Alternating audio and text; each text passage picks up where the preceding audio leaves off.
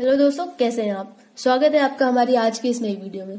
तो दोस्तों, आज की इस वीडियो में जैसा कि आपको हमने बताया था अपनी पिछली वीडियो में कि हम यहाँ पर आज इनइलास्टिक कोलिजन करेंगे, लेबोरेटरी फ्रेम में भी करेंगे और सेंटर ऑफ मास फ्रेम में भी करेंगे और इलास्टिक कोलिजन भी करेंगे और देखते हैं कि यहाँ पर वेलोसिटी का एक्सप्रेशन क्या आता है।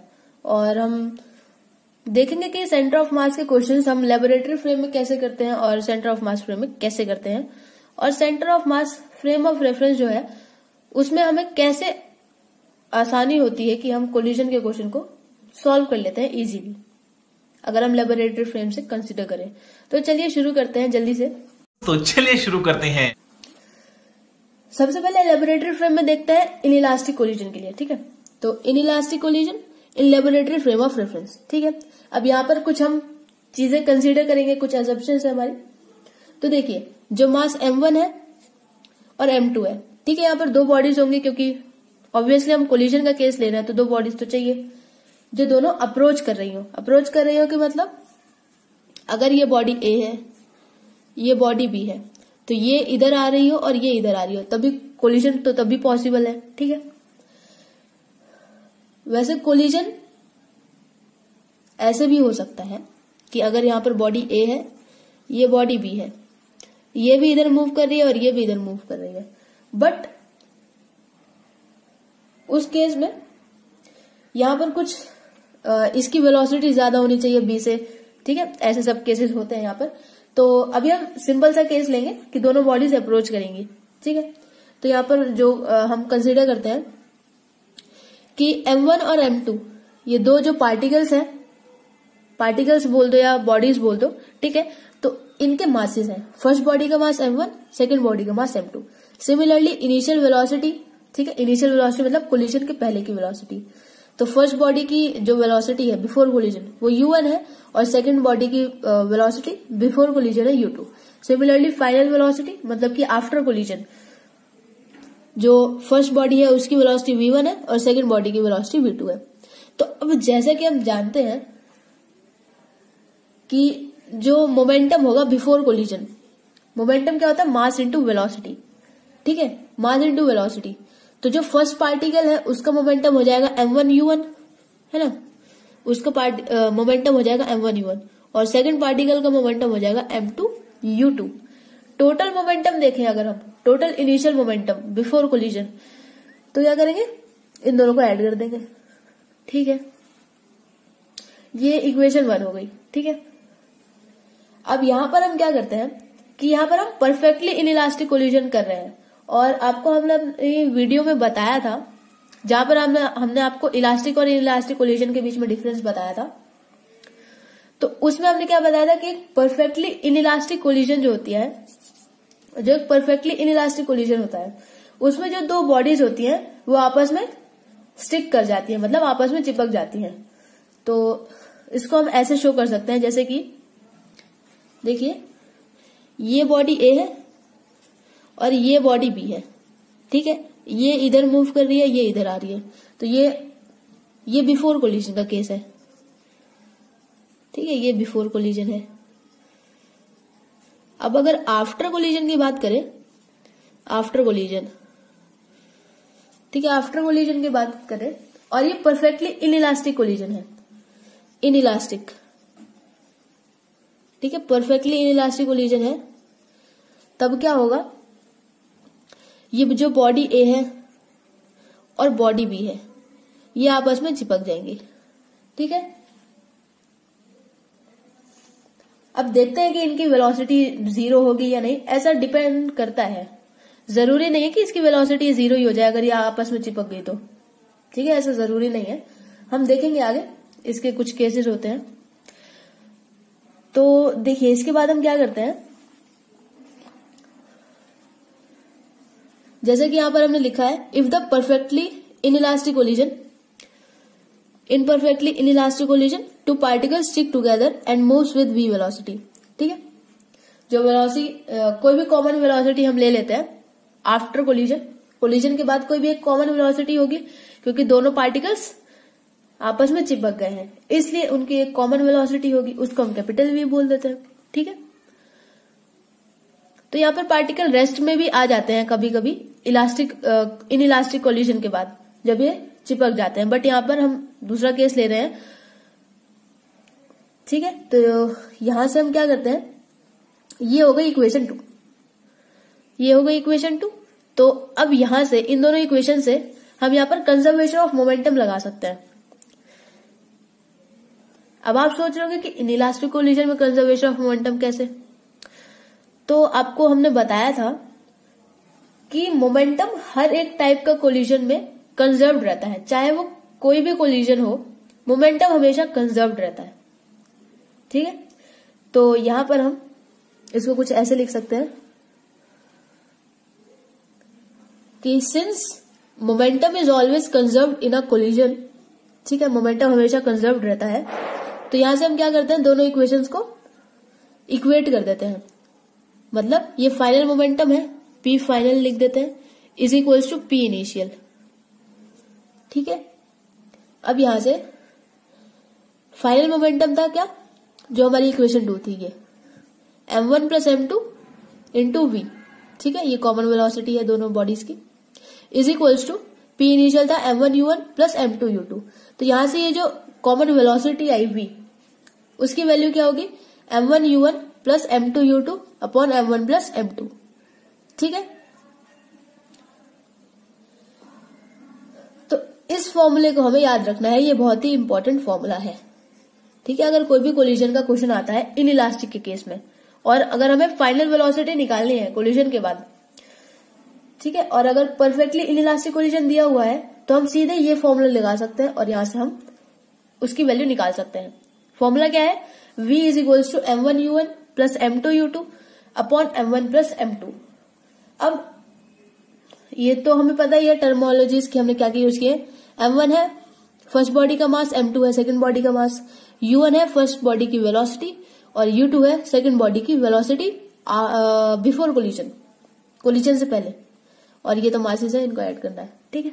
अब यहाँ पर दूसरा केस लेते हैं, जैसा कि आपको हमने बताया था कि जरूरी नहीं है कि कोलिजन के बाद बॉडी रेस्ट पर ही आए या फिर मूव ही करे, दोनों केसेस पॉसिबल होते हैं। तो पहला केस तो हमने ले लिया कि एक कॉमन वेलोसिटी v से मूव कर रही है। अब दूसरा केस लेते हैं,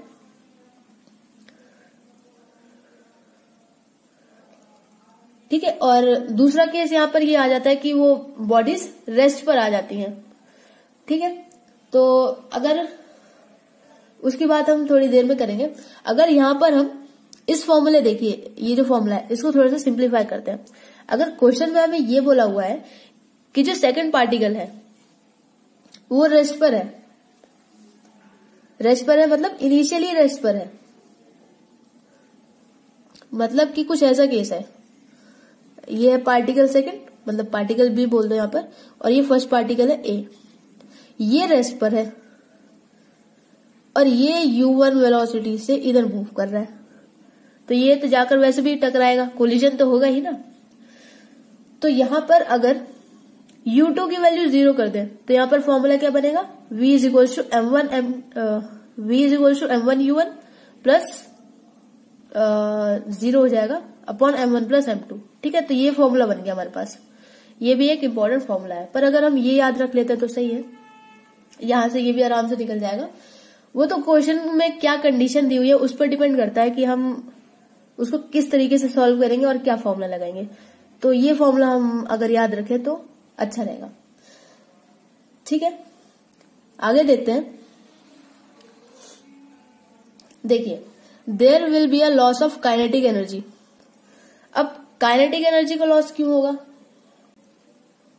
क्योंकि जैसे कि आपको हमने बताया था कि इनइलास्टिक के केस में ही, अगर आपने वो इनइलास्टिक वाली वीडियो नहीं देखी है तो आप पहले इलास्टिक और इनइलास्टिक कोलिजन वाली जो हमने वीडियो बनाई थी, आप एक बार वो वाली वीडियो देख कर आइए, आपको थोड़ा और अच्छे से समझ में आएगा। लेकिन अगर आपको पहले से आता है तो आप यहां से कंटिन्यू करिए हमारे साथ। तो जो इनइलास्टिक कोलिजन होते हैं वहां पर जो काइनेटिक एनर्जी होती है, कुछ काइनेटिक एनर्जी कम हो जाती है, और कम हो जाती है इसका मतलब क्या है कि लॉस होता है, मतलब काइनेटिक एनर्जी का लॉस भी हो सकता है और गेन भी हो सकता है। ऐसे जरूरी नहीं है कि लॉस ही होगा, गेन भी हो सकता है काइनेटिक एनर्जी का, ठीक है। तो यहां पर काइनेटिक एनर्जी का लॉस होगा क्यों होगा यहाँ पर इसका रीजन देखिए। जो काइनेटिक एनर्जी बिफोर कोलिजन होगी, काइनेटिक एनर्जी बिफोर कोलिजन क्या होगी, हाफ m1u1 स्क्वायर। अब आप सोच रहे होंगे u2 कहां गया। हम केस क्या ले रहे हैं कि सेकंड पार्टिकल रेस्ट पर है, सेकंड पार्टिकल रेस्ट पर है, ठीक है। तो जो इनिशियल मतलब बिफोर कोलिजन की जो वेलोसिटी हुई kinetic energy, initial kinetic energy कितनी हुई, हाफ m1u1 स्क्वायर। वही अगर हम बात करें फाइनल काइनेटिक एनर्जी की, मतलब बिफोर कोलिजन, बिफोर कोलिजन, तो बिफोर कोलिजन जो काइनेटिक एनर्जी होगी वो थी half m1u1 square. Similarly after collision जो हुई तो वो वेलोसिटी क्या हो जाएगी, जैसे कि आपको हमने बताया था कि स्टिक कर जाएंगे साथ में और एक कॉमन वेलोसिटी v से मूव करेंगे। तो यहां से इनका जो आफ्टर कोलिजन है वो उसकी काइनेटिक एनर्जी क्या हो जाएगी, फाइनल काइनेटिक एनर्जी हो जाएगी half m1 plus m2 into v square, ठीक है। अब अगर हम यहाँ पर रेशियो देखें काइनेटिक एनर्जी बिफोर कोलिजन और आफ्टर कोलिजन का, यहाँ पर रेशियो देखते हैं कि कितनी काइनेटिक एनर्जी लॉस हुई, मतलब पता कैसे चला हमें कि यहाँ पर काइनेटिक एनर्जी लॉस हो रही है, तो हम ये देख रहे हैं, ठीक है। तो यहां से जैसे कि हमने देखा था काइनेटिक एनर्जी आफ्टर कोलिजन क्या आई, half m1 plus m2 we square, उसको यहां पर लिख दिया। और काइनेटिक एनर्जी बिफोर कोलिजन क्या थी, हाफ m1u1 स्क्वायर। यहां से ये कैंसिल आउट हो गया और बचा हमारे पास m1 plus m2 we square upon m1u1 square, ठीक है। अब क्या करते हैं, ये इक्वेशन 5 है, ठीक है। और इनइलास्टिक कोलिजन के केस में हमने यहां पर वेलोसिटी निकाली थी। वेलोसिटी कितनी थी, वेलोसिटी की वैल्यू थी m1u1 upon m1 plus m2, ठीक है। और ये वो केस था जहां पर जो सेकंड पार्टिकल है उसकी वेलोसिटी 0 थी, तो u2 0 था। अगर u2 0 नहीं होता तो यहां पर m1 प्लस u, अगर u2 0 नहीं होता तो यहां पर आता प्लस m2u2, ठीक है। तो यहां पर अभी हम ये वाला केस ले रहे हैं, तो ये फॉर्मूला था हमारे पास। अब क्या करते हैं, इस इक्वेशन 5 में ये वैल्यू डाल देते हैं v की, तो यहां से ये कुछ इस तरीके से हो जाएगा, ठीक है।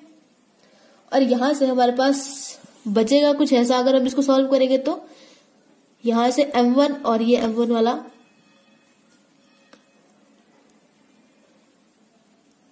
यहां से अगर इसको सॉल्व करेंगे तो ये हो जाएगा m1 प्लस m2 का स्क्वायर, ठीक है। तो इससे ये कट गया तो एक ये बचेगा, मतलब देखिए इसको सॉल्व कर लेते हैं थोड़ा सा।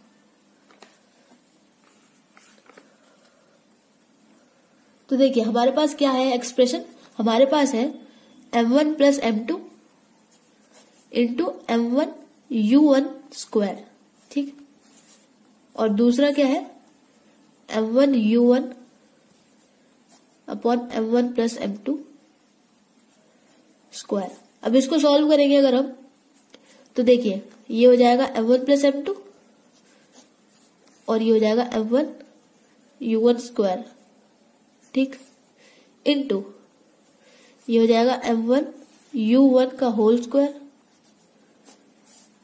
और ये हो जाएगा m1 plus m2 whole square. तो यहां से ये इधर से कैंसिल कर सकते हैं और u1 स्क्वायर से u1 स्क्वायर कैंसिल हो जाएगा, यहां पर बचेगा ये m1, ठीक है, अपॉन m1 प्लस m2। तो हमारे पास जो एक्सप्रेशन था हम क्या निकाल रहे थे, के ई फाइनल अपॉन के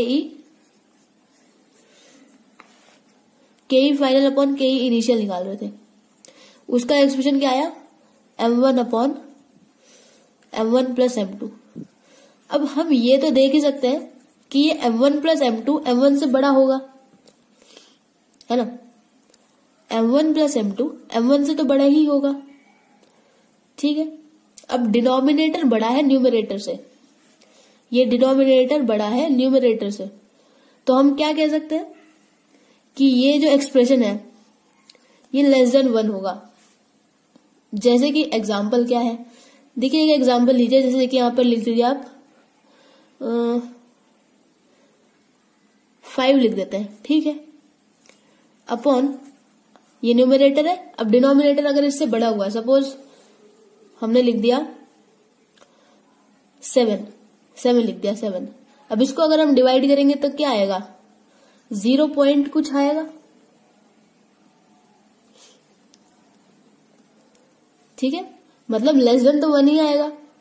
तो वही हम इसीलिए यहां पर कह रहे हैं कि ये जो एक्सप्रेशन है ये लेस देन 1 आएगा, ठीक है। तो यहां से हम सिमिलरली ऐसा लिख सकते हैं इसको, थोड़ा सा और अगर हम करें तो इसको ऐसे लिख सकते हैं, के ई फाइनल अपॉन के ई इनिशियल इज लेस देन 1। तो यहां से लिख सकते हैं के ई फाइनल इज लेस देन के ई इनिशियल। ये प्रूफ हो गया हमारे पास कि इनइलास्टिक कोलिजन के केसेस में काइनेटिक एनर्जी लॉस हो रही है, ठीक है। तो इसको कुछ इस तरीके से लिख सकते हैं, ऐसे ही इसको यहां पर सॉल्व किया है, ठीक है। अब देखिए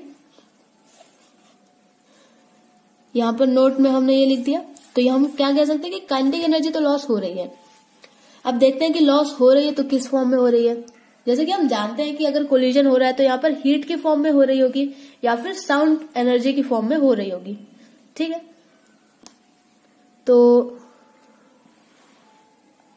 देखिए,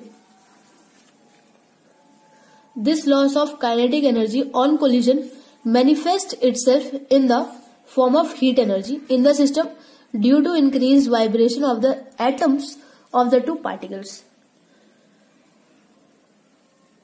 तो यहां पर जो काइनेटिक एनर्जी लॉस हुई, ठीक है, वो किस में चेंज हो गई। अब जैसा कि हम जानते हैं कि एनर्जी कभी भी क्रिएट नहीं कर सकते हम और डिस्ट्रॉय भी नहीं कर सकते, तो लॉस हुई तो किसी फॉर्म में चेंज हो गई, दूसरी फॉर्म में चेंज हो गई। अब वो दूसरी फॉर्म क्या है, यहाँ पर हीट एनर्जी की फॉर्म में चेंज हो गई। अब हीट एनर्जी की फॉर्म में ही क्यों चेंज हुई, क्योंकि ये जो दो पार्टिकल्स थे, ठीक है, तो इनके अंदर जो एटम्स होंगे, पार्टिकल्स के अंदर जो एटम्स होंगे, तो इस कोलिजन की वजह से वहां पर वाइब्रेशंस बहुत ज्यादा इंक्रीज हो गई, एटम्स में वाइब्रेशंस बहुत ज्यादा इंक्रीज हो गई, जिसकी वजह से हीट प्रोड्यूस हुई, ठीक है। तो यहां पर ये जो काइनेटिक एनर्जी लॉस हुई वो हीट एनर्जी में हुई। और अगर हम देखें तो फायर साउंड एनर्जी की फॉर्म में भी हो सकता है, अगर हम कोई दूसरा केस ले तो, ठीक। जैसे कि आपने भी देखा होगा कि अगर यहाँ पर कोई भी अगर दो बॉडीज है वो टकराती हैं, तो कई बार हम देखते हैं कि यहाँ पर साउंड भी प्रोड्यूस हो रही होती है। तो हम ऐसा कह सकते हैं कि उस केस में जो काइनेटिक एनर्जी लॉस हुई वो साउंड एनर्जी की फॉर्म में हुई, ठीक है। अब यहां पर हम centre of mass frame of reference के बारे में बात करते हैं। अभी हम लेबोरेटरी फ्रेम की बात कर रहे थे, ठीक है। अब सेंटर ऑफ मास की बात करते हैं, ठीक है। तो centre of mass frame of reference, the velocity of centre of mass in laboratory frame. Laboratory frame में हमने ये निकाल दी, ठीक है, v is equal to m1u1 upon m1 plus m2। अब यहां पर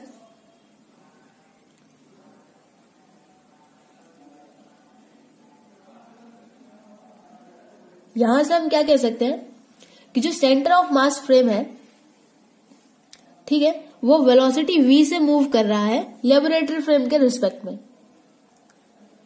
ठीक है।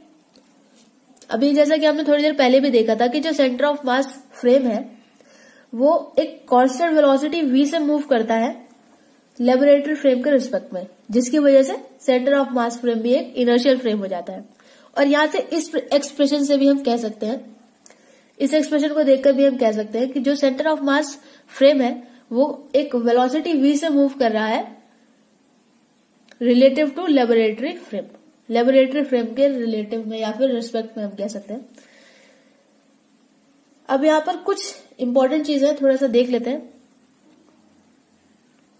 अब देखिए, अब यहां पर हम ये देखते हैं कि ये जो वेलोसिटी का एक्सप्रेशन था लेबोरेटरी फ्रेम में और सेंटर ऑफ मास फ्रेम में, तो ये दोनों इक्वल कैसे आएगा, ठीक है, क्योंकि हमने बताया था कि सेंटर ऑफ मास फ्रेम में क्या होता है, वेलोसिटी ऑफ सेंटर ऑफ मास 0 होता है, जिसकी वजह से जैसे कि हमने बताया था वेलोसिटी ऑफ सेंटर ऑफ मास 0 होता है, ठीक है। तो यहां से जो इनिशियल मोमेंटम है और फाइनल मोमेंटम है वो भी 0 के इक्वल होना चाहिए, ठीक है। हम ऐसा कह सकते हैं कि जो सिस्टम है उसका जो टोटल मोमेंटम है वो 0 के इक्वल होना चाहिए। तो अब इसमें देखते हैं, देखिए after collision the two particles stick together, तो उनका कंबाइंड मास क्या हुआ m1 प्लस m2, बट वो रेस्ट पर रहने चाहिए। रेस्ट पर रहने चाहिए मतलब वेलोसिटी ऑफ सेंटर ऑफ मास 0 होना चाहिए, क्योंकि यहाँ पर सेंटर ऑफ मास फ्रेम की बात कर रहे हैं, ठीक है। But they must be at rest since their momentum in this frame must remain 0, ठीक है। तो यहां पर ये रेस्ट पर रहने चाहिए, ये जो पार्टिकल्स हैं कोलिजन के बाद रेस्ट पर रहने चाहिए, रेस्ट पर रहने चाहिए, क्योंकि यहां पर सेंटर ऑफ मास फ्रेम में जो मोमेंटम होता है वो 0 होता है, तभी तो इसे 0 मोमेंटम फ्रेम कहते हैं। तो देखिए आगे हम इसको देखते हैं। Relative to the laboratory frame the velocity of combined mass in centre of mass be the same as that of frame itself. देखिए, तो देखिए इस एक्सप्रेशन को थोड़ा सा ध्यान से समझिए कि लिखा क्या हुआ है।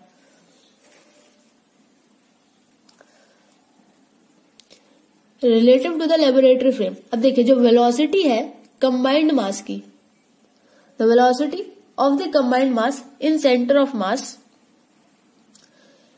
अब ये जो है be the same as that of frame itself, क्योंकि जो VCOM है वो तो 0 ही होगी, कंबाइंड मास की वेलोसिटी सेंटर ऑफ मास वो 0 ही होगी, बट यहां पर जो वेलोसिटी होगी लेबोरेटरी फ्रेम के रिस्पेक्ट में, इसको ध्यान से समझिए, जो वेलोसिटी होगी लेबोरेटरी फ्रेम के रिस्पेक्ट में, मतलब ये तो 0 है, वेलोसिटी ऑफ सेंटर ऑफ मास तो 0 है, ये फ्रेम है, ठीक है।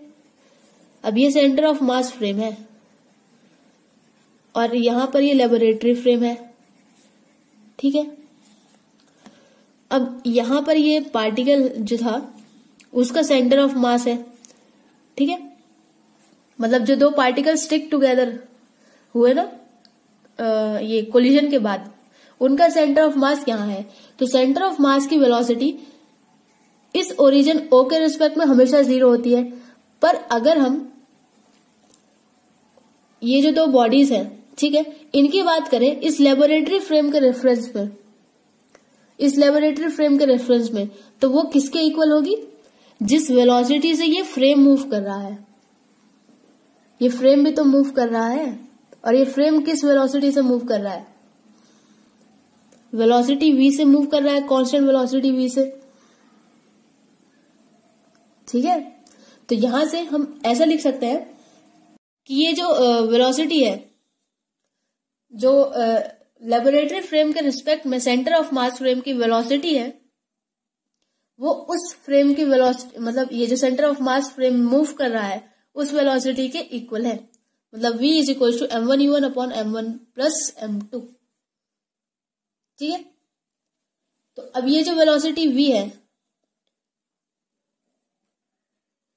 ये वेलोसिटी जो हमने लेबोरेटरी फ्रेम में देखी थी v, जिसका एक्सप्रेशन था ये v is equal to m1u1 upon m1 plus m2, ये दोनों इक्वल ही है।